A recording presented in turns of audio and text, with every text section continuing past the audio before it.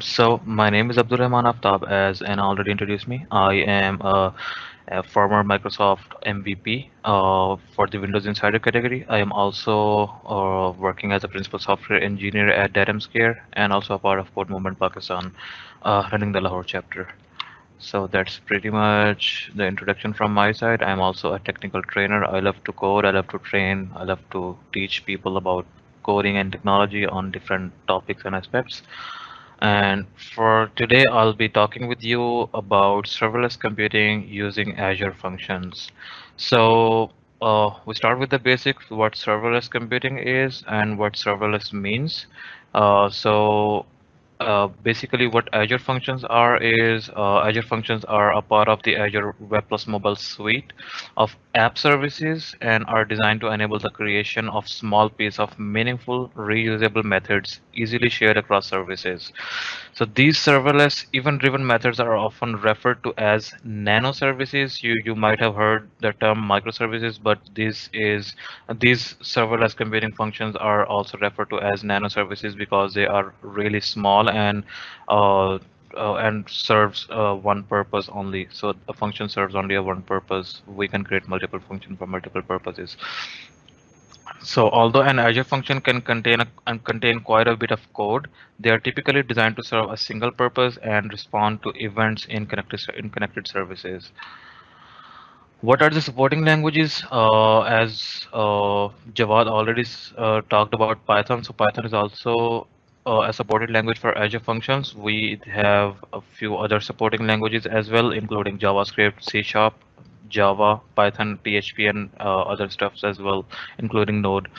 And we also can create some scripts, including Bash and Batch and PowerShell that can be triggered virtually and any event in Azure third-party services or an on-prem services.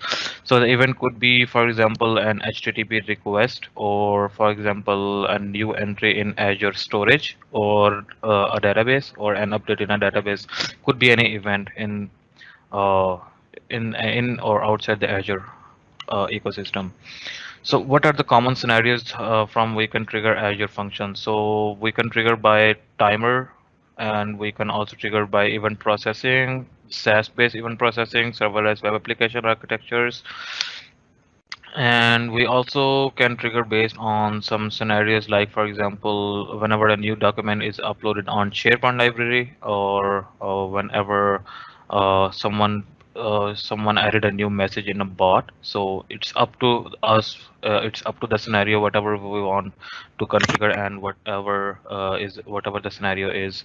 So we can integrate Azure functions with many of the running application, including Microsoft Graph, Office 365, web services, legacy systems, and other third-party services as well.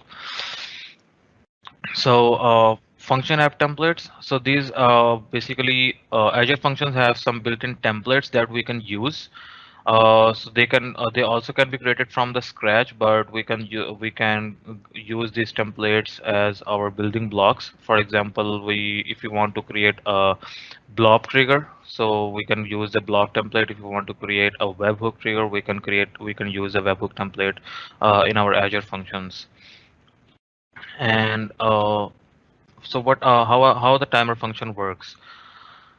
So timer functions are exactly what they sound like, functions triggered by a specific time. Timer functions are perfect for cleanup and maintenance processes and can easily be combined with other functions for more robust scenarios. So timer functions use cron expressions. These are the most commonly used expression for the timer-based jobs, and they can be configurable via the cron expressions. So you might be familiar with the cron syntax. It is also mentioned in the slides.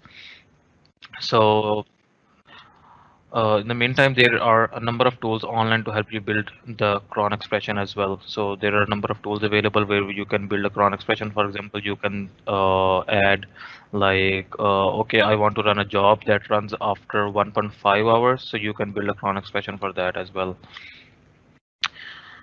The other type is the data processing functions app. So the data processing functions app also are triggered by activity in a data store such as tables, queues, or container.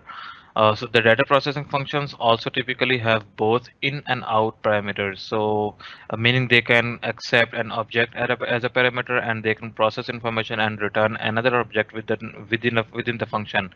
So basically, this is not the same return as a return value, as most Azure functions either return void or an HTTP response, such as created, accepted, or OK. So this can be any of the object that we can return as part of our function. So we can it's basically great for CRUD operations in the database, or it is basically good for uh, the Azure storage, the new entry in the Azure storage, or any other Azure service. So we can use the data processing function apps based on these triggers. The other type is webhook and API functions app. So webhook and API function are designed to easily integrate with third-party systems like GitHub, Office 365, and especially Microsoft apps, Power Apps. Since webhook and API functions are often exposed to external or legacy systems, they typically need CORS settings managed. So CORS means cross-origin domain referencing settings managed in order to allow external resources to see and execute the functions. So most Azure Logic apps leverage webhooks and API functions directly. So you can make your own hooks into your own third-party application or APIs and configure them along with the webhooks. So what is an anatomy of a function? What is basically a function? So an Azure function is really a group of a few files that works in harmony. All actual function logics resides in a run file. So basically we have three files, an executable file, function configuration file, and the function project references file. So a project file is similar to a project file in other technologies such as .NET Core. For example, if you have configured an app settings.json file in the .NET Core application, so this is basically similar to that file. Or it can also be similar to like other universal Windows platform contains secondary assembly references such as NuGet packages. So finally, a function file contains the information about triggers. So information means, okay, what the trigger is. Is it a timer based trigger, a webhook trigger, or HTTP trigger, or whatever the trigger configuration is, and also the parameters such as location of storage queue connection strings, and whether the parameter is designed as an in-out or bidirectional. Optionally, additional configuration is also found in the function app settings, such as an API key or the database connection strings. So this is basically an anatomy of a function, how a function runs, which file contains what configuration. So a function file has all the configuration related to function, and executable code has your exif, and the .NET Core project references or the run file contains the project file contains all the assembly and NuGet packages. So we can bind these functions to other Azure services as well. This is basically a small table that contains all the bindings. So we can, for example, we can bind the webhook functions with we can create with input and output triggers, and so binding serves as a basis for all connections to and from a function. Many bindings can be bidirectional, but some bindings are only unidirectional only. For example, you have push notification services, so this can only be a unidirectional. It can only gives output, but does not contain any input. So how can you test a function? You can test a function within an Azure function application, or within an Azure portal. You also have the command line tools available. You can use Postman or Swagger, and you can call directly via web calls or HTTP calls. You can also create nested functions. So a function can be called from another function as well. Or if it is based on some storage queues, you can call this function from the Storage Explorer as well, and also you can call this function from Visual Studio itself, if from the Cloud Explorer window. So let me give you a really short demo of Azure function. And first, let's see the code. So this is basically a JavaScript code for an Azure function. So For the top, on the top, you can see the line number 1 and 2 contains the configuration, what the context is, and what the request is coming. So you can log the request into your loggers as well, and then we can perform our business logic. Okay, if the request contains a name or the request body contains a name, we just print the name of a user, or just otherwise send back a 400 error and the body message as well. So if you got some time, let me open up browser and show you a real quick demo,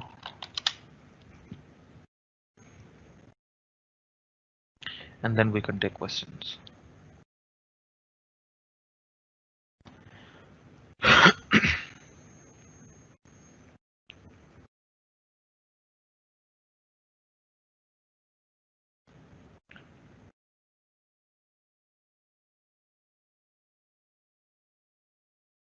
Okay, and for example, I click on create a resource and just type Azure Functions, or you have a function app available here as well in the marketplace.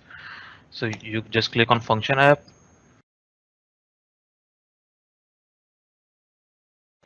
and here I can select my subscription and the resource groups. I create a new one, for example, Azure Functions RG for resource group.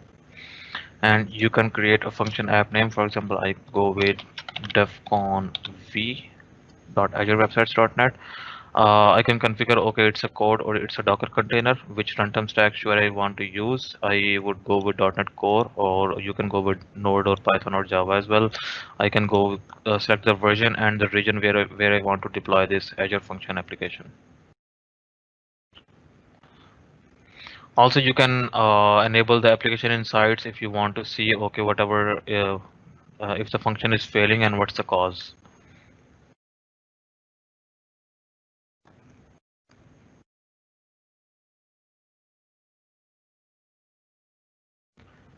Should be here momentarily. Okay, I just reviewed it. This is the storage account it will use. This is the name and the tech stack. Everything seems good. I just click create.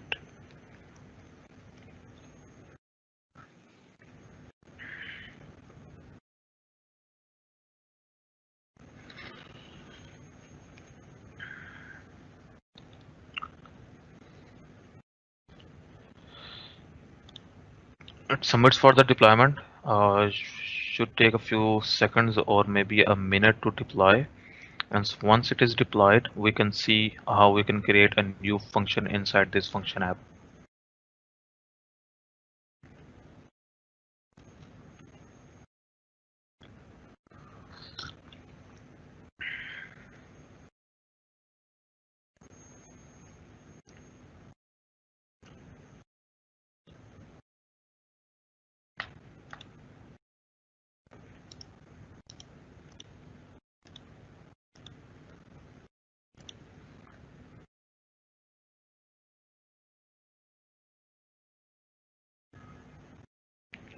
I'm in progress.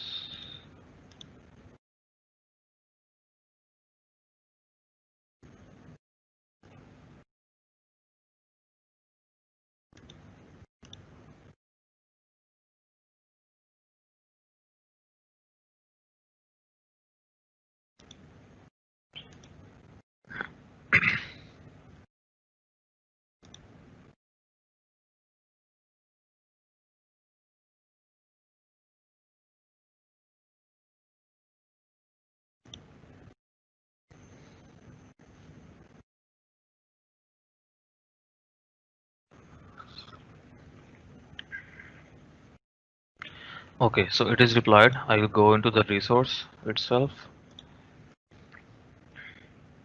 And you can see it's created a link for us, devconv.azurewebsites.net. You can also open this link on your side as well. So it is running, the function 3.0 app is up and running. And how you can create your own functions, there is a function window in here on the left side bar. You can click on functions and you can add your own function in here. Click on add. give a function name and other configs.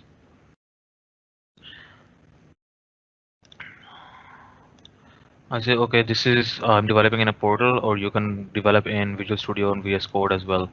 And I go with, for example, HTTP trigger and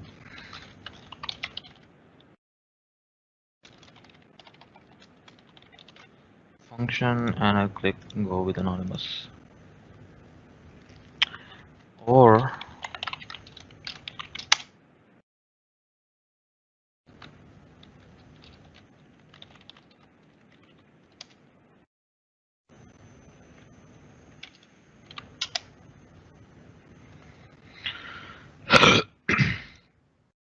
for the sake of simplicity, you can just open Visual Studio 2019 and search for Azure Functions in Create New Project.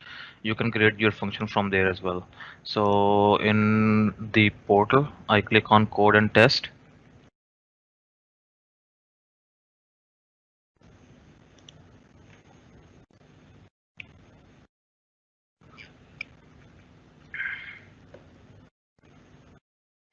So this is the default function that is it created for me from the HTTP trigger template. So this is the similar code that I just showed you in the Node.js application. I can test it from this button as well.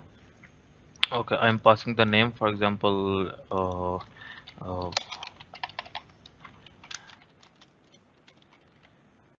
and it can be either a get or a post request. We can configure if it should be a get or post request as well. And I click run. It opens up the Azure CLI.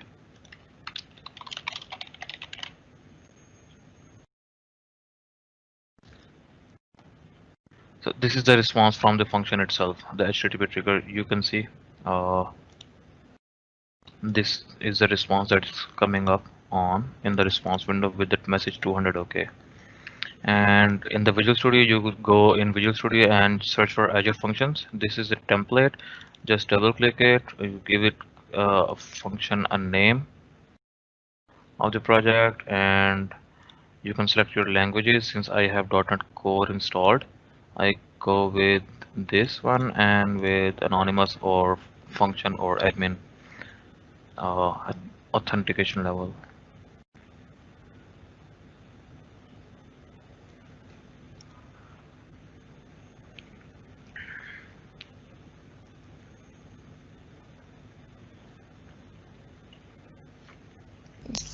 So, Yeah, let's take questions. yeah, we have 3 to 4 questions. So the first one is, can we use other languages other than MS Platform for Azure Functions? Yes, you can use other languages like Java, Python, and PHP as well.